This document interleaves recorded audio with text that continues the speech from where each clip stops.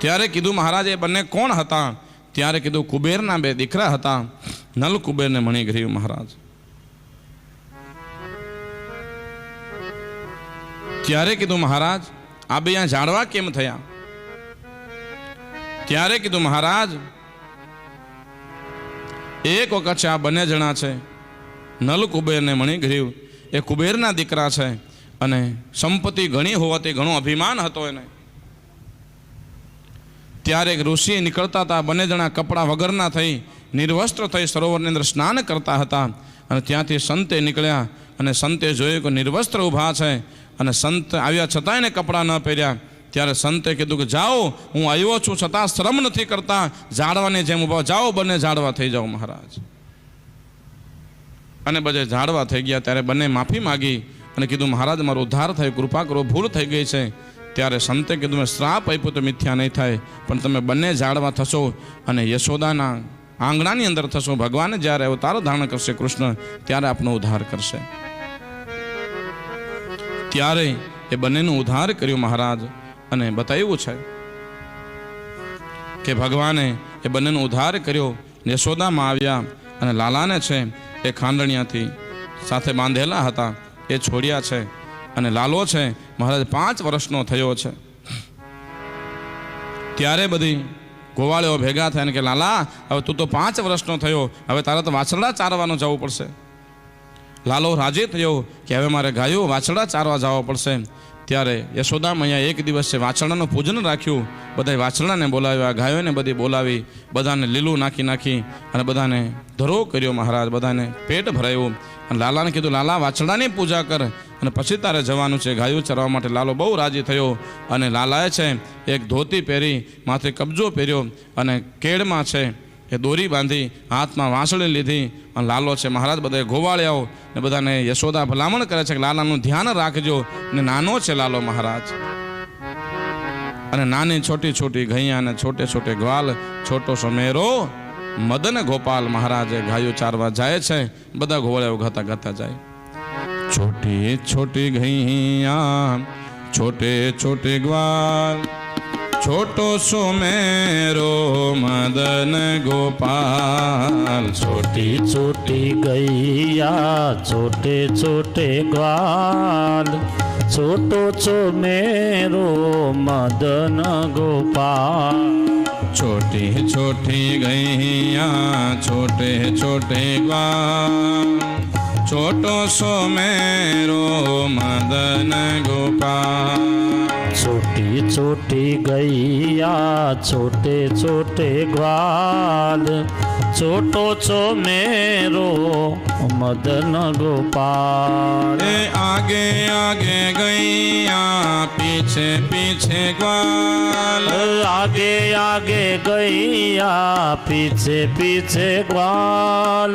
आगे आगे गैया पीछे पीछे ग्वाल। आगे आगे गैया पीछे पीछे ग्वाल। बीच में मेरो मदन गोपाल। बीच में मेरो मदन गोपाल। बीच में मेरो मदन गोपाल।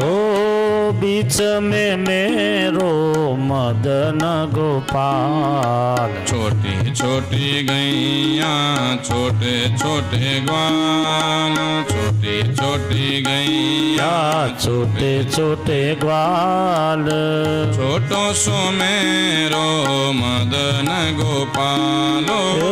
छोटो छो मेरो मदन गोपाल। રમવું હોય તો રમી શકો છો.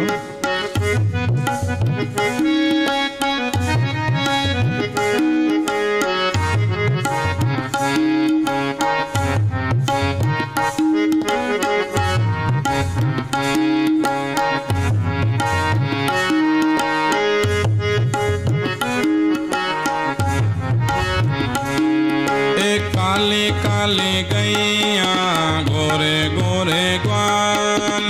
काली काली गैया गोरे गोरे ग्वाल। काली काली गैया गोरे गोरे ग्वाल।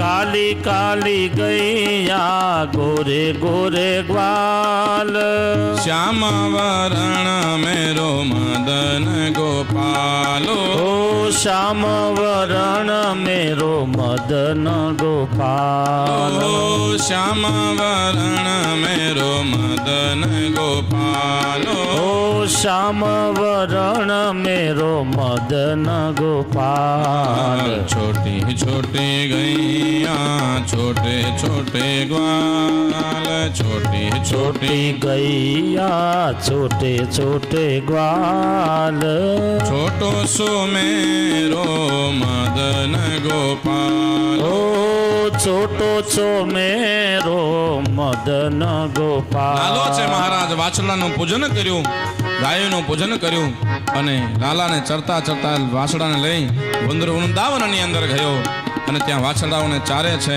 ગાયોને ચારે છે મહારાજ. ત્યાં એક વત્સાસુર નામનો રાક્ષસ હતો. એ વાછરડાનો રૂપ લઈ એ વાછરડાઓ ભેગો ચરવા લાગ્યો. ભગવાનને ખબર પડી લાલાને, લાલાએ વત્સાસુરનો ઉદ્ધાર કર્યો મહારાજ. એક બકાસુર નામનો રાક્ષસ હતો, બગલાનો સ્વરૂપ લઈને આવ્યો અને બકાસુરનો પણ ભગવાને ઉદ્ધાર કર્યો મહારાજ. ત્યારે બ્રહ્માજીને એકવાર અભિમાન થયું છે. બ્રહ્માજીને નારદજીએ પૂછ્યું, મહારાજ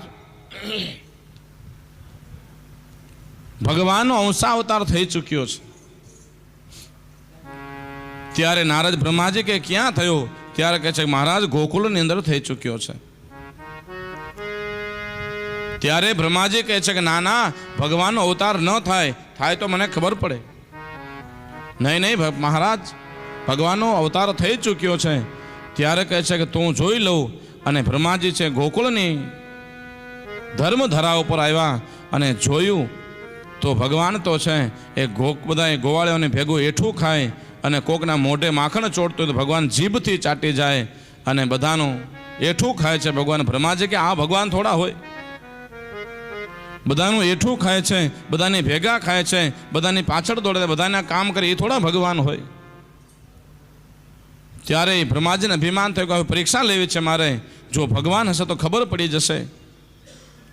ત્યારે ભગવાન છે બ્રહ્માજી છે એ વાછરડાઓને થોડા દૂર લઈ ગયા અને ત્યારે લાલાએ કીધું કે હે ગોવાળિયાઓ, તમે અહીંયા જમવાની તૈયારી કરો, હું વાછરડાને લેતો આવું.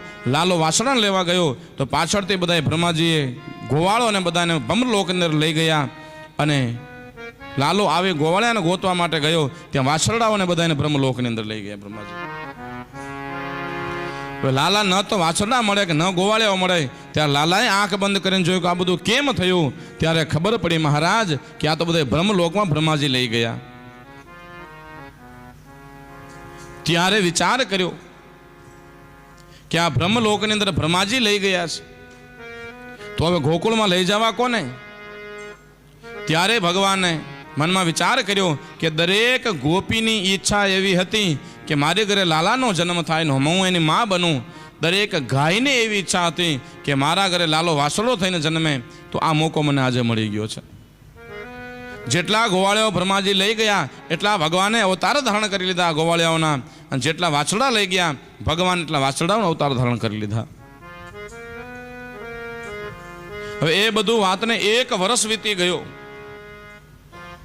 બ્રહ્માજી મનમાં વિચાર કર્યો હાલો જઈને જોવું તો ખરા, આ ગોવાળિયા બાળકોને બધા મારી પાસે છે, બધા વાછરડાઓ, તો ગોકુળમાં હાહાકાર થતો હોય છે કે બધા ગયા ક્યાં? પણ મહારાજ બ્રહ્માજી તો ઉપરથી આવ્યા તો નીચે પણ જોયું તો બધું આ તો જેટલા ગોવાળિયા ત્યાં છે એ જ અહીંયા છે, જેટલા વાછરડા ઉપર છે એટલા જ અહીંયા છે. ત્યારે બ્રહ્માજી કે અહીંયા કઈ રીતે આવી ગયા? ઉપર જઈને બ્રહ્મલોકમાં જોયું તો ત્યાંય પણ છે અને અહીંયા પણ છે. ત્યારે બ્રહ્માજી સમજી ગયા ભગવાનનો અંશાવતાર થઈ ચૂક્યો છે અને જય જયકાર બ્રહ્માજી કરવા લાગ્યા અને એનું અભિમાન ઉતર્યું. મહારાજ ફરી વાર બધા ગોવાળિયા વાછરડાને લઈ આવ્યા અને કીધું કે હે મહારાજ, 1 વર્ષ પહેલા લાલાએ બકાસુરને માર્યો હતો પણ આ ગોવાળિયાઓને કોઈને ખબર નથી, બ્રહ્મ નિદ્રામાં સૂઈ ગયા હતા. આખું વર્ષ વીતી ગયું, એ લોકોને ખબર ન પડી અને નીચે આવીને કીધું આ ગોકુળની અંદર કે લાલાએ આજે બકાસુરને માર્યો. ત્યારે મનમાં વિચાર કર્યો ધેનુકાસુર નામનો રાક્ષસ છે જે લાલો બધા ગોવાળિયાઓને કહે છે કે હે ગોવાળિયાઓ, જો આમાં જંગલ છે, એમાં ઘાસ સારી છે, ગાયોને ત્યાં ચરાવવા માટે લઈ જઈ. ત્યારે બધા ગોવાળિયાઓ કેમ એ લાલા ત્યાં તો એક ધેનાસુર નામનો રાક્ષસ છે, ધેનુકાસુર નામનો રાક્ષસ, એ બધી ગાયોને આપણે બધાને ખાઈ જાય છે, એને